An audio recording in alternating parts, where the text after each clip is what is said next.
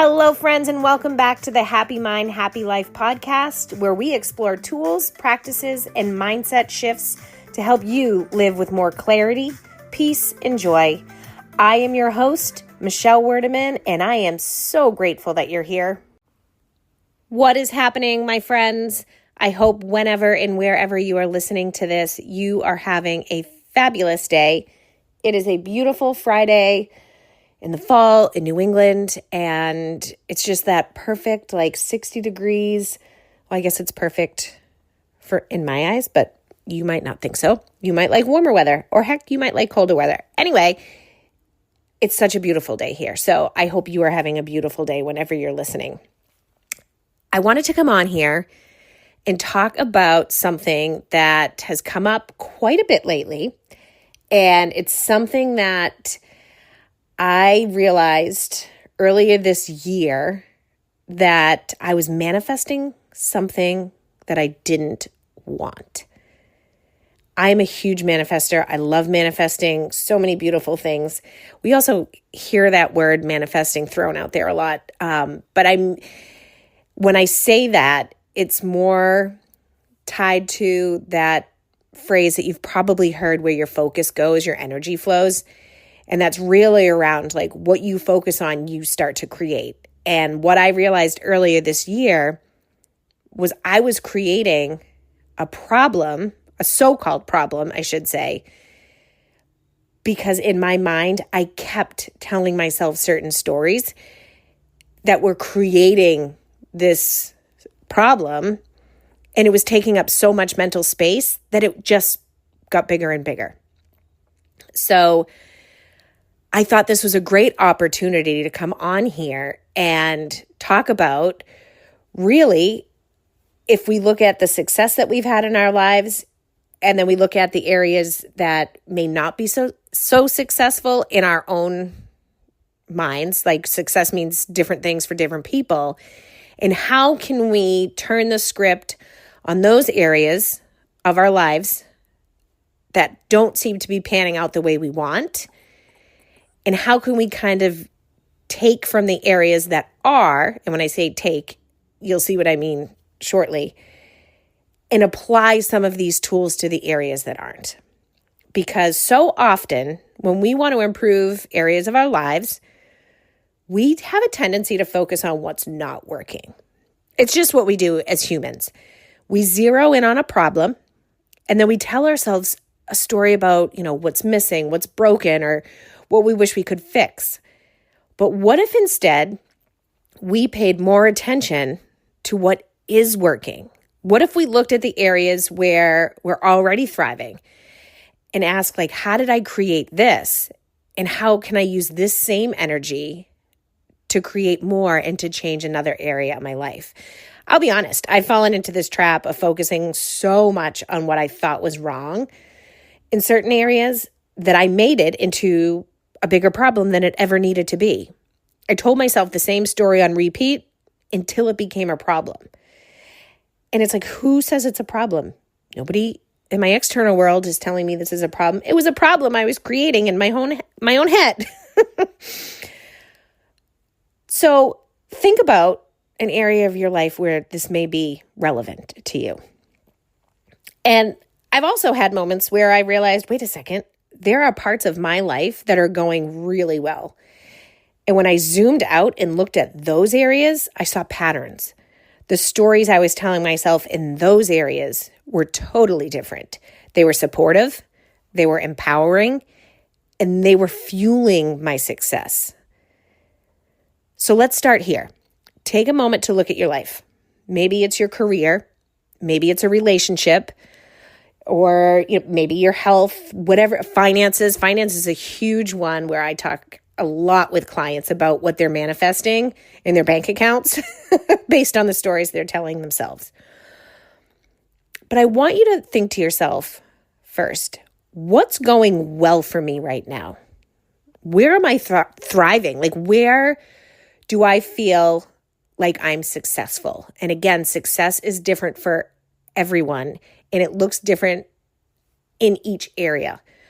So think about what's going well for you right now. Where are you thriving? When you identify those areas, pause and celebrate them. You rock, my friend. Woohoo! Because they didn't happen by accident. You created them. Even if it feels subtle, your thoughts, your focus, and your energy shaped that reality.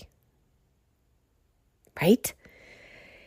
So now, once you've identified what's working, here's the fun part. I love fun. Get curious about the stories you've been telling yourself in these areas. For example, if your career is thriving, maybe you've been telling yourself the story, I'm capable, I can figure things out, I belong in this space. And get creative. If it's your health, like maybe you are in very good shape, you're at a perfect weight and you're very healthy and you feel strong. Maybe your inner story is, I love moving my body. I feel energized when I take care of myself. Identify what your thoughts and your stories are that's helping you feel that way. And, maybe it's a relationship you're in a relationship that you're just so happy with, or you just feel so fulfilled and loved and supported. Maybe the thought running around the background is, I'm worthy of love and connection. I attract supportive people. Those thoughts are powerful. They fuel the actions that got you where you are today. This is no small task. I highly recommend you sit down, you take a little bit of time, identify those areas in which you're very happy with, you feel successful in, and look at the stories that you're telling yourself that has created that. And here's where it gets even more exciting. You can borrow from yourself. You can take those same empowering stories and apply them to areas where you feel stuck. Let's say finances are stressful, but you've already proven in your career that you're capable and resourceful. What if you told yourself the same story about money? I'm capable, I can figure this out, I belong in abundance. Or maybe you've been thriving in your relationship but struggling with your health. You've already, you know how to show up consistently, nurture connection, and build habits of love. What if you told yourself, I can nurture my body the way I nurture the people I care about? When you start to connect the dots, you realize you've already have the mindset strategies you need. You're already using them somewhere in your life. It's just about shifting them into the areas where you want to grow, where you have the so-called problems, the so-called, things that need to be fixed. You can take the same strategies, the same thoughts, the same beliefs, the same stories, and apply them to these areas where you've already used them and they've been successful. And this is one of my favorite parts about manifesting. It's not about starting from scratch. It's about noticing the evidence of where you've already been successful, leaning into that empowering story you've already told yourself, and expand them. Like when I look back, every area of growth in my life, whether it's relationships, finances, health, has been connected to the same core thoughts. I think things like, I'm worthy of good things. I'm capable. I can do hard things. I'm supported.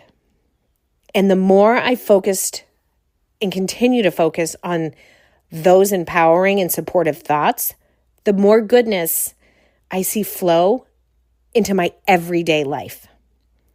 So my invitation for you this week, instead of obsessing over what you think is wrong, spend some time celebrating what's right. Write it down, name the areas, and really look and congratulate yourself on where you're thriving. Then ask yourself, what stories have I been telling myself here that have helped me create this success? And how can I bring those same stories into the areas that feel more challenging?